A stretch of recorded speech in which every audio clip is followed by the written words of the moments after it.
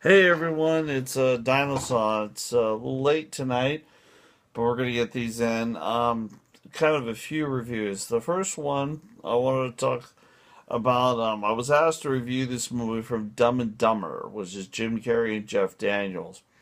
And Jim Carrey, Jeff. This is the sequel to Dumb and Dumber, which was the smash comedy back in the 90s, around, I believe, 94, 95, I believe, uh, which was an absolute hit.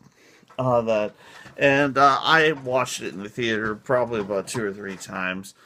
Uh, it was considered one of Jim Carrey's best performances, comedic performances, before he really wanted to go into acting. Like, then we have the Truman Show and Bruce Almighty and all that.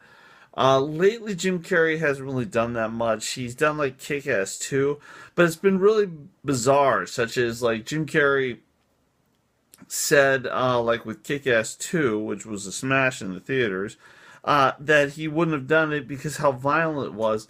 And no, and I don't know if anyone told him, says, did you ever watch Kick Ass 1 to see how violent that was? I mean, they had this little girl, hit girl, just killing guys and knives out of their head and everything. So, oh well, what can you say? But the whole thing is comedy about these two guys, um, Lloyd and Harry, that are just dumb as bricks on them. But this film starts off, and there's going to be some spoilers here, that supposedly Carrey's character has been in a nut house for the last 20 years while Harry's been visiting him every Wednesday, bringing him stuff. And and then he finally finds out is on his last thing is Harry actually needs a kidney transplant. Um, and then Jim Carrey says, "I got you, ha ha." He says, "No, it wouldn't be funny." And it was like for basically for 20 years of his life, he was in a nut house to play a joke on him, and he's like, "That's awesome," and that's funny, but. Um, it's really what made this movie interesting is that it took a lot of elements from the original movie, such as what is the most annoyingest sound in the world. Just like a lot of it was toilet humor, kind of in a way, such as uh, about peeing in a bottle in the original, and they did something similar to that, except it was farting. And they brought back the old van, the dog van, but they wrecked it like in one scene. Um, there's just so many good things. Overall, I would have to say the film is absolutely hilarious. But the way it goes on is that Harry finds out he sees a postcard saying that he is the father of this one girl. All right, and then the whole adventure is tracking down this one girl, which means they have to go back into their past and find a friend of theirs who's dead now. His name, they called him Pea Stain, and and then the girl was given up for adoption. They found the original mother, which is someone that she dated all of them, and and then and then they say, okay, we're gonna find this girl, and we'll go out and find her. And then they bump into P. Stain's parents. They go here, and it's just a whole adventure of them going out to El Paso. Um, I believe, I think it was El Paso, New Mexico, which that was a little befuddling me because I thought it would be El Paso, Texas. Um, I could get that wrong, but it's New Mexico specifically. So they go to New Mexico, um, but before they go to New Mexico, that they finally find out where the girl, the adopted girl, is living. So they go to her, and then they find out that the girl left, and she's on her way to New Mexico. But throughout the film, you see the other girl, which is supposedly the daughter of Harry, and she's dumb too, and really dumb, and she's just doesn't get concepts.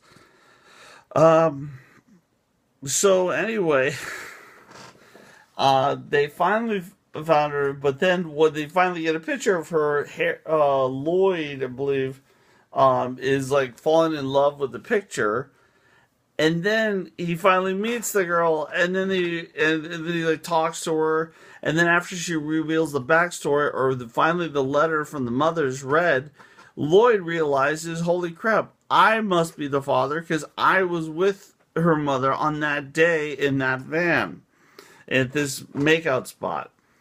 And then he thought all of a sudden the girl he had hots for was his daughter. So that added more confusion. And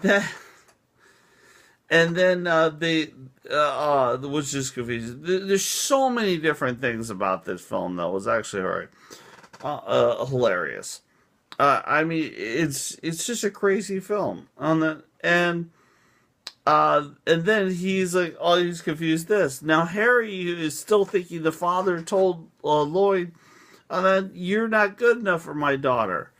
And then we find out at the very end that Lloyd, neither one of them are the father. We also find out they're both virgins, which was hilarious because because you would think with all their dumbness, they would get something, but no, because when they were told how sex works, they freaked out. They're like, ew, disgusting, where I pee and all that. That was absolutely hilarious. I would have to say the writing was for this film. They did borrow a lot from the original, which was cool because it kind of worked because technically the character has been in a nut house for 20 years, so nothing happened. So then, oh yeah, there's something else. Even the blind kid, they brought him back for the sequel on about the pet birdie.